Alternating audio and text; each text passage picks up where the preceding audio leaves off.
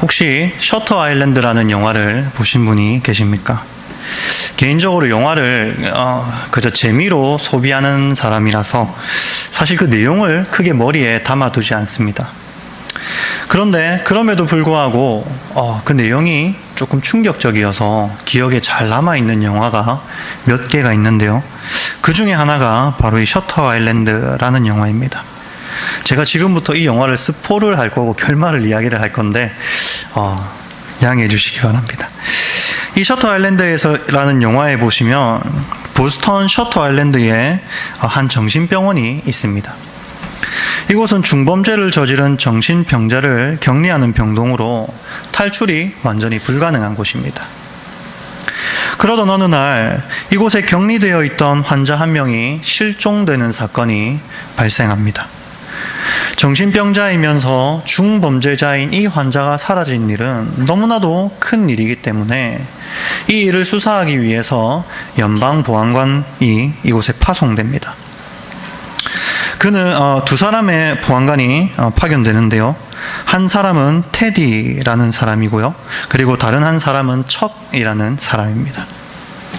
그런데 수사가 진행될수록 의심스러운 단서들이 계속해서 발견되고 그리고 진술하는 의사와 간호사 등 병원 관계자들의 그 신문 내용이 조금 이상하다는 사실을 알아차리게 됩니다. 그리고 혼란스러워하던 테디는 결국 충격적인 진실을 알게 되는데요. 사실 그 사라진 환자는 바로 테디 자신이었고 그는 자신의 부인을 총으로 쏴 죽인 중범죄자였던 것입니다. 그의 치료를 담당하던 코리라고 하는 박사는 전쟁 후유증으로 인해 현실을 부정하는 이 테디가 스스로 자신의 현실을 직시하도록 하기 위해 이 셔터 아일랜드라는 곳에 있는 전체 사람들에게 함께 연기를 하도록 지시했고 그리고 함께 테디가 보안관인 것처럼 연기를 했던 것입니다. 하지만 결국 테디는 자신이 직시하게 된 그 자신의 진짜 실체를 알게 되고 나서 그 현실을 받아들이지 못하고 결국 뇌수술을 통해 모든 기억을 지워버리게 됩니다.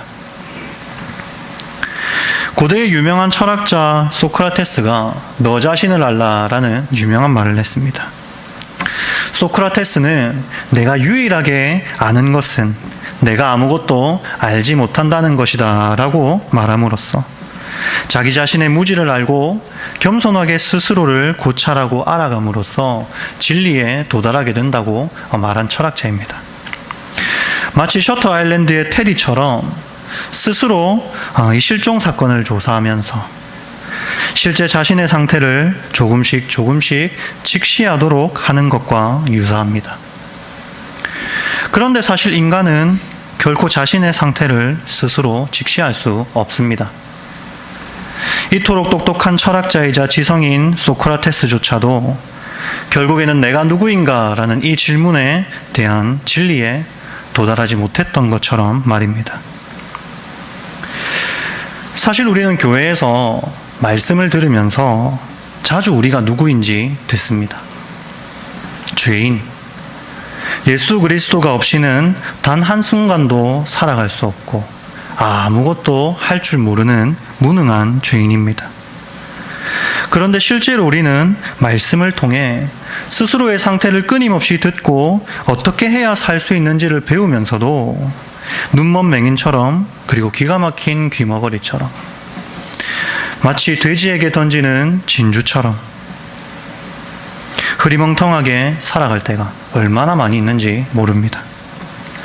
적당한 신앙을 가진 사람의 고질적인 특징이 바로 이것입니다. 자기 스스로 죄인이라고 무능한 자라고 말하고 그리고 계속 배우면서도 다른 사람들보다 자신을 그나마 낮게 여기는 것이 바로 적당한 신앙을 가진 우리의 큰 특징입니다.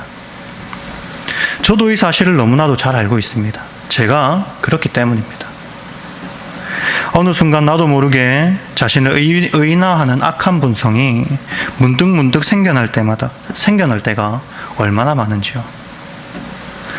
그런 우리가 근본적으로 헤쳐나가야 할 과제는 바로 자신의 진짜 상태를 직시하는 것입니다. 오늘 본문을 보시면 한 율법사가 예수님을 찾아와 한 가지 질문을 합니다. 내가 무엇을 하여야 영생을 얻으리이까? 본문에서 미리 말하듯 이 질문은 예수님을 시험하기 위해서 던진 질문입니다. 정말 영생에 대한 갈급함이 있어서 내가 무엇을 하여야 영생을 얻을까 하는 고민 때문에 예수님을 찾아온 것이 아니라 그저 예수님을 시험하기 위해서 찾아온 것이라는 것입니다. 그는 율법 안에서 이미 이 질문에 대한 답을 가지고 있었고, 그럼에도 불구하고 율법사로서 자신의 가진 율법에 관한 지식을 자랑하고, 또한 예수님이 과연 율법 안에서 영생에 관한 바른 해답을 내놓을 수 있는지를 시험하기 위한 질문이었죠. 이에 예수님은 율법사의 시험에 직접적으로 응하지 않으시고 그에게 다시 질문하십니다. 율법에 무엇이라 기록되었으며 그리고 내가 어떻게 읽느냐? 여기서 읽다라는 말은 헬라어 아나기노스케인이라는 단어로 읽어서 본문의 의미를 깨닫는 것을 의미합니다. 즉, 네가 지금 이 율법을 어떻게 읽고 깨달았느냐 하고 묻고 계신 것입니다. 율법사는 예수님의 무릎에 율법의 대강령으로 대답합니다. 내 마음을 다하며 목숨을 다하며 힘을 다하며 뜻을 다하여 주 너의 하나님을 사랑하고 또한 내 이웃을 내 자신같이 사랑하라 하였나이다. 이것은 신명기 6장 5절의 말씀을 인용한 것으로 모든 율법을 아우르는 하나의 계명으로 여겨지는 말씀입니다. 즉 율법사는 율법을 온전히 지키고 행하면 내가 영생을 얻을 수 있습니다 라고 대답하고 있는 것입니다. 그리고 예수님께서는 이를 행하라 그리하면 살리라 라고 말씀하시면서 이 율법사의 대답이 틀리지 않았음을 인정해 주십니다. 여기서 우리가 주목해야 할 점은 율법에 관해 해박한 지식을 가진 율법사와 그리고 율법의 완성이신 예수님 사이에서 오가는 이 문답 속에서 율법의 대강령이자 영생으로 인도하는 계명이 하나님 사랑과 이웃 사랑이라는 표면적으로는 서로 같은 답을 가지고 있으면서도 실제로는 서로 다른 의미를 염두에 두고 있다는 사실입니다. 예수님께서는 율법사의 질문에 직접적으로 대답하지 않으시고 그가 어떻게 깨닫는지를 물으셨습니다. 그토록 오랫동안 율법을 연구하고 가르쳐온 이 율법사가 그가 가진 이 영생에 대한 답이 무엇인지를 묻고 계신 것입니다. 그리고 율법사가 내놓은 대답은 하나님 사랑과 이웃 사랑이었고 예수님은 그저 그에게 이를 행하라 라고 말씀하실 뿐이었죠. 성도 여러분, 율법을 통해 궁극적으로 우리가 깨달아야 하는 것이 무엇입니까? 바로 메시아이신 예수 그리스도입니다. 율법은 궁극적으로 메시아이신 예수 그리스도께 인도하는 역할을 합니다. 율법 안에서 자신의 죄와 무능한 상태를 발견하고 그 비참한 상태에서 우리를 구원할 메시아를 대망하는 자세가 바로 이 율법을 대하는 자에게 요구되는 것입니다. 그러나 율법사는 지금 율법을 제대로 깨닫지 못하고 있습니다. 왜 그렇습니까? 눈앞에 메시아이신 예수 그리스도를 두고도 그를 보지 못하고 오히려 메시아에게 내가 무엇을 하여야 영생을 얻으리이까? 라고 묻고 있기 때문입니다. 그리고 예수님은 그런 율법사에게 아주 정확한 진단을 내리고 계십니다. 이를 행하라. 율법을 따라서 마음을 다하고 목숨을 다하고 힘을 다하고 뜻을 다하여 하나님을 사랑하고 그리고 이웃을 사랑하기 위해 발버둥 치다 보면 자신이 가진 지식으로 예수님을 시험하고 자신의 의를 자랑하고자 하는 마음이 아니라 하나님의 뜻대로 살 수 없는 무능하고 연약한 죄인인 바로 그 자신을 발견하게 된다는 것입니다. 지금 성도님들께서 한번 이 율법사의 질문에 대답해 보시겠습니까? 무엇을 하여야 영생을 얻을 수 있습니까? 사도 베드로는 이 질문에 대해 요한복음 6장 68절과 같이 대답합니다. 다 같이 한번 읽어보았으면 좋겠습니다. 읽어보겠습니다. 시몬 베드로가 대답하되 주여 영생의 말씀이 주께 있사오니 우리가 누구에게로 가오리이까. 아멘. 지금 이 시몬 베드로가 고백하고 있는 것처럼 영생의 말씀이신 예수 그리스도만이 우리에게 영생이 될 수 있습니다. 내가 무엇을 한다고 해서 영생이 얻어지는 것이 아니라 오직 은혜로 우리를 찾아오신 예수 그리스도를 통해서만이 우리에게 영생이 주어질 수 있다는 말입니다. 영생의 말씀이 주께 있사오니 우리가 누구에게로 가오리이까? 라는 고백이 우리에게 있어야 합니다. 그렇다면 예수님께서는 왜 자신을 찾아오신 이 율법사에게 영생은 네가 무엇을 한다고 얻어지는 것이 아니라 네 눈앞에 있는 내가 영생이다 라고 말씀해 주시지 않으셨을까요? 누가복음 18장을 보시면 부자관리에 대한 기록이 나옵니다. 거기에서 부자관리는 예수님에게 똑같은 질문을 합니다. 내가 무엇을 하여야 영생을 얻으리이까? 그리고 예수님은 이 질문에 대한 답으로 오늘 율법사가 내놓은 답과 거의 흡사한 답을 말씀하십니다. 간음하지 말라, 살인하지 말라, 도둑질하지 말라, 거짓 증언하지 말라, 내 부모를 공경하라 하였느니라 라고 말씀하시면서 이 이웃사랑에 해당하는 계명들을 답으로 말씀하십니다. 그리고 이 부자관리가 내가 어려서부터 이를 다 행하였나이다 라고 하자 예수님은 그때 이 부자관리에게 나를 따르라 라고 말씀하셨단 말입니다. 즉 이 부자관리에게는 나를 따르는 것이 네가 영생을 얻는 길이다 라는 답을 말씀해 주셨습니다. 그런데 예수님은 오늘 말씀에서 찾아온 이 율법사에게는 내가 영생이다 라는 답을 말씀해 주시지 않으십니다. 왜 그랬을까요? 그 이유는 바로 마치 돼지에게 진주를 던지는 것과 같기 때문입니다. 이미 예수님을 시험하기 위해서, 그리고 29절에서 기록하듯 자신을 옳게 보이기 위해서 가식적으로 예수님 앞에 서 있는 이 율법사에게 예수 그리스도는 그저 돼지에게 던져지는 진주와 같기 때문입니다. 그에게 먼저 요구되는 자세는 그가 알고 있는 율법을 행함으로써 자기 자신의 실체를 목도하는 것입니다. 건강한 자에게는 의사가 쓸데없고 병든 자에게라야 쓸데있나니 라고 말씀하신 것처럼 자신이 의로운 건강한 자가 아니라 악독하고 무능한 병든 자라서 의사이신 예수 그리스도가 필요하다는 이 사실을 먼저 깨달아야 합니다. 그렇지 않은 자에게 예수 그리스도는 돼지에게 던져지는 진주와 같을 뿐입니다. 율법사는 내 대답이 옳도다, 이를 행하라, 그리하면 살리라 라는 예수님의 답변이 꽤 흡족했나 봅니다. 아마도 이를 행하라, 그리하면 살리라 라는 대답보다는 네 대답이 옳도다 라는 말이 더 마음에 들었던 것 같습니다. 그래서 그런지 율법사는 예수님께 추가적으로 질문을 합니다. 내 이웃이 누구니까? 라고 묻죠. 오늘 본문은 앞서 영생에 관한 질문은 시험하기 위해서 예수님께 한 것이었다면 이번 질문은 자신을 옳게 보이려고 예수님께 질문을 했다고 기록하고 있습니다. 영생에 관한 질문에서 자신의 율법에 관한 지식을 예수님으로부터 인정받고 주변 사람들에게 충분히 자랑했으니 이제는 자신의 옳음을, 원어로는 디카이오사이, 의로움을 인정받고 싶은 것입니다. 그리고 이런 율법사에게 예수님은 한 가지 예화를 들려줍니다. 어떤 사람이 예루살렘에서 여리고로 내려가다가 강도를 만납니다.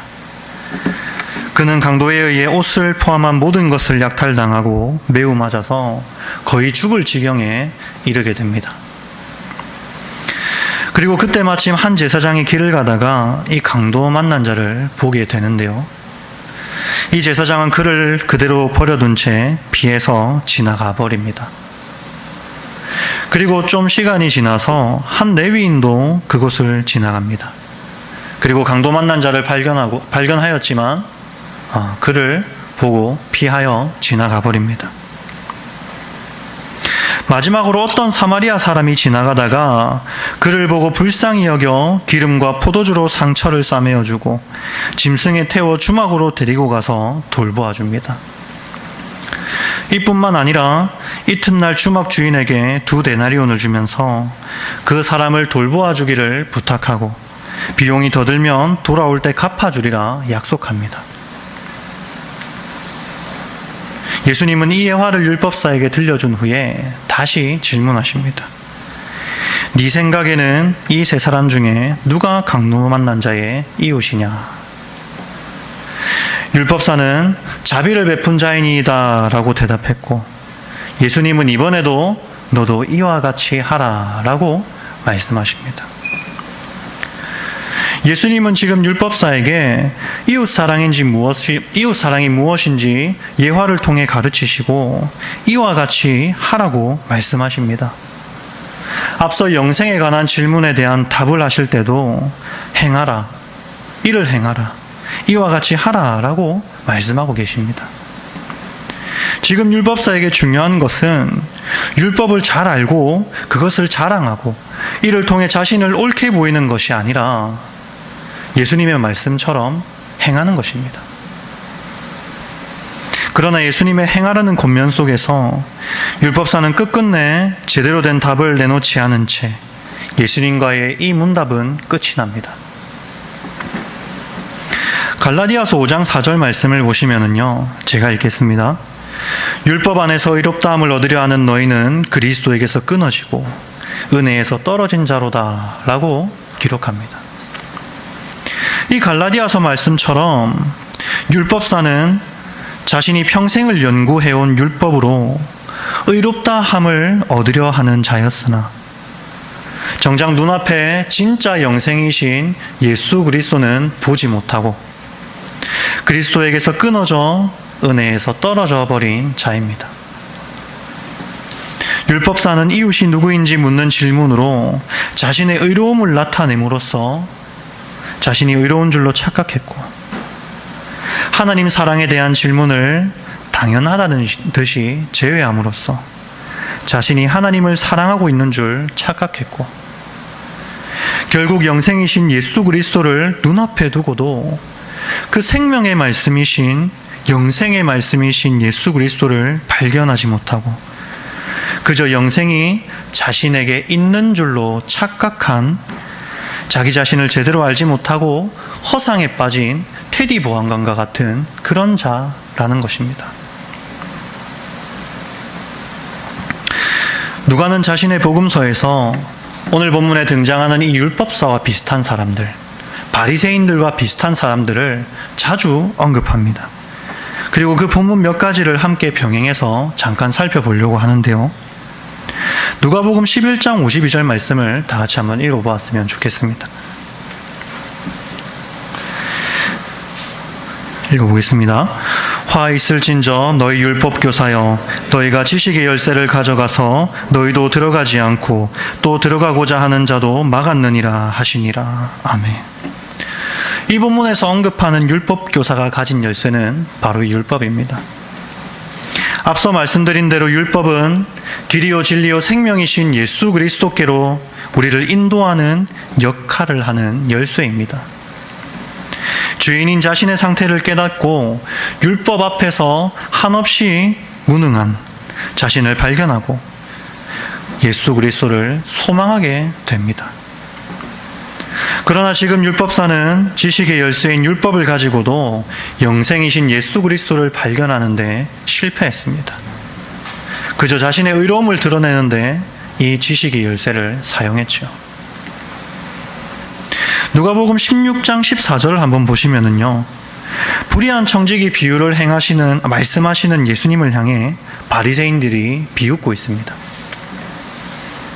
그 이유를 누가는요, 바리새인들은 돈을 좋아하는 자들이었기 때문이라고 기록하죠.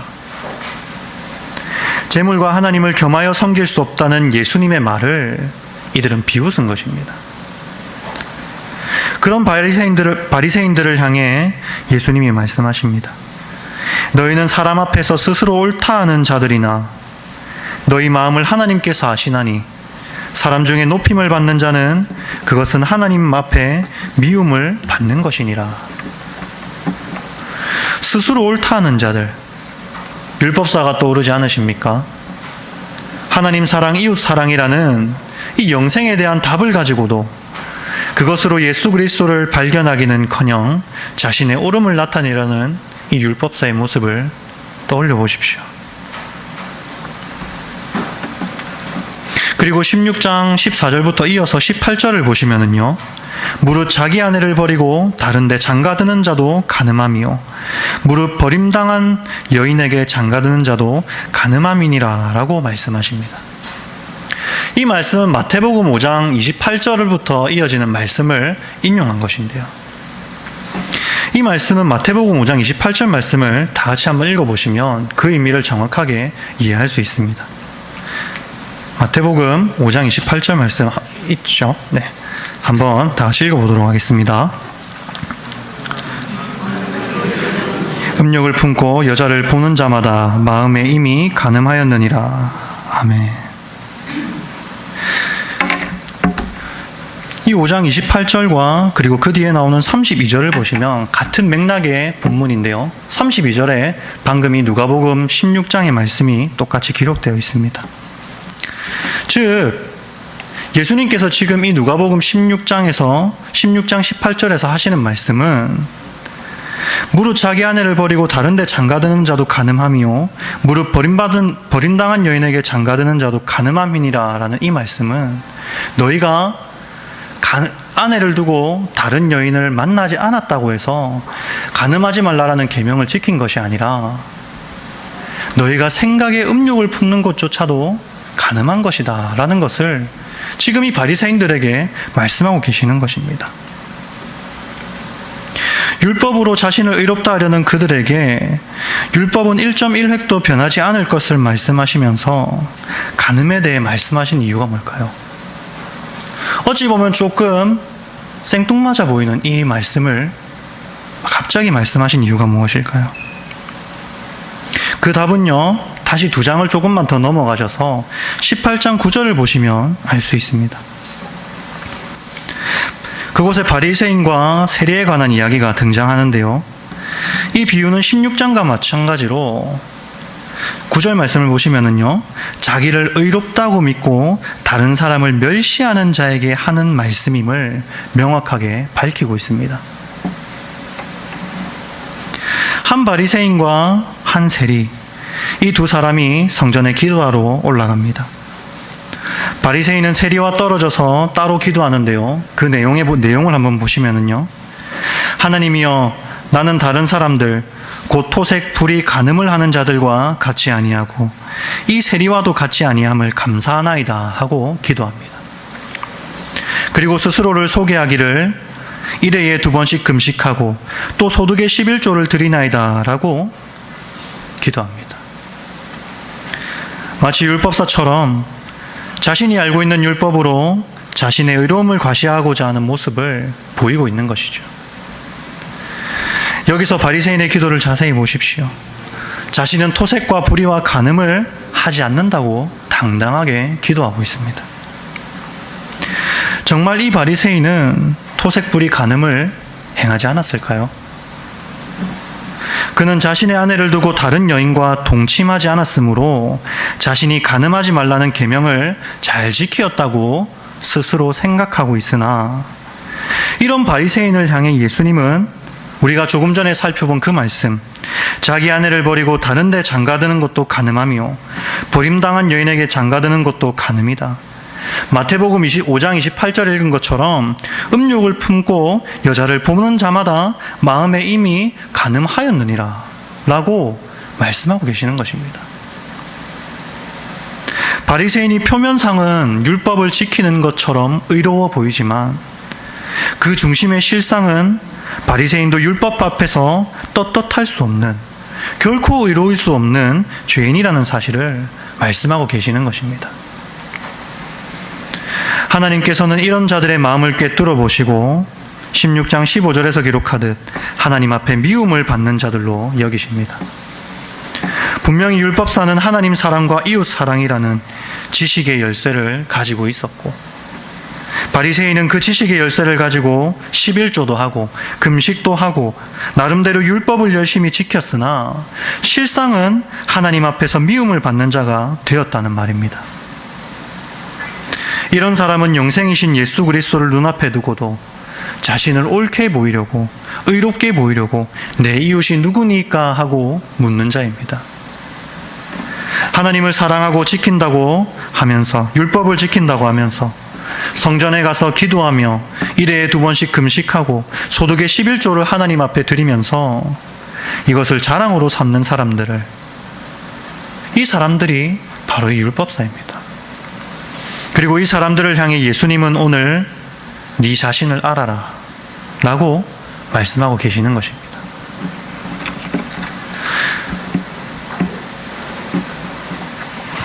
반면 세리를 보십시오. 누가복음 18장에 이 바리새인과 세리 비유에서 이 세리의 모습을 한번 보십시오. 멀찍이 서서 눈을 들어 하늘을 쳐다보지도 못하고 다만 가슴을 치며 말합니다. 하나님이여 불쌍히 여기소서, 나는 죄인이로소이다. 자신이 죄인임을 인식하고 하나님 앞에서 무능하여 아무것도 할 수 있는 게 없음을 고백하며 불쌍히 여겨달라고 구하는 이 세리의 모습. 여기서 세리는 자신이 죄인이라는 사실을 누구보다 잘 알고 있습니다. 과연 무엇에 근거해서 자신이 죄인이라는 사실을 알고 있을까요? 바로 율법의 근거에서입니다. 같은 율법의 말씀을 가지고 지금 한 사람은 자신의 의로움을 나타내고 있고, 다른 한 사람은 자신의 죄인된 상태를 알고 하나님 앞에 가슴을 치며 통곡하고 있습니다. 세리는 율법사, 바리새인이 가지고 있는 같은 율법을 가지고 다른 결과를, 다른 모습을 보이고 있는 것입니다. 예수님께서 율법사에게 율법에 무엇이라 기록되었으며 네가 지금 어떻게 읽느냐, 네가 어떻게 깨닫고 있느냐라는 이 질문에 대해서 율법사는 자신의 옳음을 드러내려고 했으나 세리는 자신이 죄인이라는 사실을 목도했다는 것입니다. 같은 율법으로 다른 결과에 이른 두 부류의 사람을 보여주고 있는 것이죠. 여기서 우리는 이제 가슴을 치며 하나님이여 나를 불쌍히 여기소서라고 부르짖는 이 세리에게 찾아오시는 분이 누구신지 발견해야 합니다. 누구일까요? 바로 오늘 본문 누가복음 10장 33절에 그를 보고 불쌍히 여기는 선한 사마리아인, 바로 예수 그리스도이십니다. 주로 우리는 이 누가복음 본문을 묵상하면서 내가 선한 사마리아인처럼 되어서 강도 만난 자와 같은 어려운 사람을 도와야겠다라는 교훈을 얻습니다. 물론 이 교훈이 결코 틀린 것이 아닙니다. 맞습니다. 다만 우리가 선한 사마리아인이 되기 이전에 진정한 선한 사마리아인이신 예수 그리스도를 만나지 못하면 우리는 이 선한 사마리아인과 같은 사랑을 베풀기는 불가능하다는 말입니다. 만일 우리가 예수 그리스도를 눈앞에 두고도 내 이웃이 누구니까? 라고 물으면서 그저 선한 사마리아인이 돼야지, 그저 불쌍한 사람을 돕기나 해야지 라고 생각한다면 우리는 결코 율법사와 바리새인의 틀을 벗어날 수가 없습니다. 우리 자신을 돌아보십시오. 오늘 나는 선한 사마리아인입니까? 아니면 강도 만난 자와 같은 자입니까? 율법의 의로는 완전한 바리새인입니까? 아니면 율법의 의로 무능하고 죄악분이어서 예수 그리스도가 없으면 작은 사랑조차 베풀지 못하는 불완전하고 부족한 세리와도 같은 자입니까? 이 사마리아인의 자비를 자세히 보며 그 사랑이 너무나도 완전하다는 것을 우리는 알 수 있습니다. 사마리아 사람의 이웃 사랑에는 첫째로 아무런 대가가 없습니다. 어떠한 대가를 바라고 이 강도 만난 자를 도운 것이 아닙니다. 둘째로 그는 사마리아인이기 때문에 율법을 지켜야 할 의무가 없음에도 불구하고, 강도 만난 자를 도와야 할 아무런 의무가 없음에도 불구하고 그를 돕습니다. 셋째로 사랑함에 있어서, 그를 도움에 있어서 제한을 두지 않습니다. 치료해 줬으면 됐지, 여관에 데려다 줬으면 됐지 하지 않고 끝까지 그를 담당하는 모습을 보여줍니다. 과연 이 세상의 어느 누가 이런 사랑으로 강도 만난 자를 감싸할 수 있겠습니까? 우리가 너무나도 잘 아는 요한복음 3장 16절 말씀, 하나님이 세상을 이처럼 사랑하사 독생자를 주셨으니 이는 그를 믿는 자마다 멸망하지 않고 영생을 얻게 하려 하심이라. 하나님은 그 사랑하시는 자를 위하여 예수 그리스도를 보내주셨습니다. 무엇을 위해서입니까? 오늘 율법사가 예수님에게 질문하는 바로 그 영생을 위해서 우리에게 예수 그리스도를 보내주셨습니다. 하나님께서는 세리와 같은 우리를 위해 이 땅에 예수 그리스도라는 선한 사마리아인을 보내주셨습니다. 아무런 대가도 없고 그래야 할 의무도 없으신 분께서 그저 우리를 향한 끝없는 사랑으로 그렇게 하셨습니다. 하나님이 세상을 이처럼 사랑하사 예수 그리스도를 보내주셨다는 것입니다. 그 사랑은 제한이 없어서 우리가 어떻게 하든, 우리의 환경이 어떻든, 내가 어떤 사람이든, 내가 세리와 같이 악한 자이든 상관없이 우리를 끝까지 사랑하십니다. 그러므로 예수님께서 말씀하신 이 선한 사마리아인 비유에서 발견해야 할 진정한 진실은 바로 내가 강도 만난 자라는 사실입니다. 우리는 결코 율법 안에서 자신의 의로움을 찾아서는 안 됩니다. 우리 스스로가 바로 강도를 만나 모든 소유를 빼앗기고 두들겨 맞아서 죽기 직전의 상태라는 사실을 깨달아야 합니다. 그리고 세리처럼 너무나도 무능하고 죄뿐인 자신을 두고 가슴을 치며 애통해하며 불쌍히 여겨달라고 부르짖는 자가 되어야 합니다. 그 율법을 가지고 하나님 앞에 떳떳하게 고개를 들고 자신의 의로움을 자랑한다면 우리는 결코 우리 눈앞에 있는 예수 그리스도를 발견할 수 없습니다.